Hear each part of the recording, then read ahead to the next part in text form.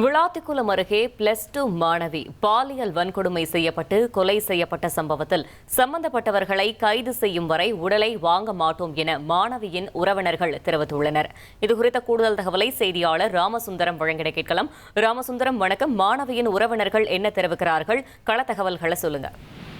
நேற்று சடலமாக கண்டெடுக்கப்பட்ட மாணவியின் உறவினர்கள் தற்போது 2 பகுதிகளிலுமே போராட்டம் நடத்துகிறார். அதாவது மாணவியோட உடல் வைக்கப்பட்டிருக்கக்கூடிய தூத்துக்குடி அரசு மருத்துவமனை மற்றும் அந்த சொந்த ஊர் வேடநத்தம் பகுதியில் போராட்டத்தில் ஈடுபட்டிருக்கிறார்கள். அங்கு சாலை மறியல் போராட்டம்லாம் நடைபெற்ற நிலையில தற்போது இந்த உடலை பார்ப்பதற்காக உறவினர்கள் மற்றும் பெற்றோர்கள் வந்திருக்கிறார்கள்.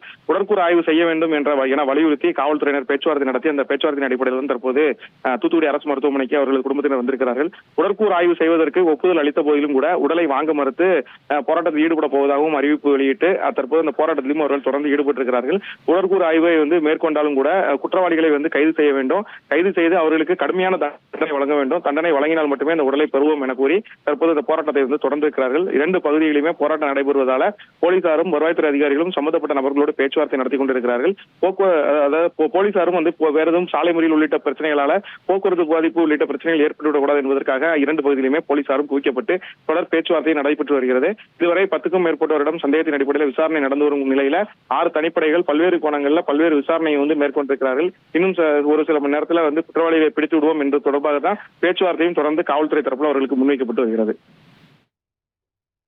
தகவல்களுக்கு நன்றி ராமசுந்தரம். இனி செல்லும் இடமெல்லாம் செய்தி. தந்தை டிவியின் வாட்ஸ்அப் சேனலை ஃபாலோ பண்ணினா செல்லருக்கும் இடமெல்லாம் செய்தி. இதோ QR கோட் இப்பவே ஸ்கேன் பண்ணுங்க, ஃபாலோ பண்ணுங்க.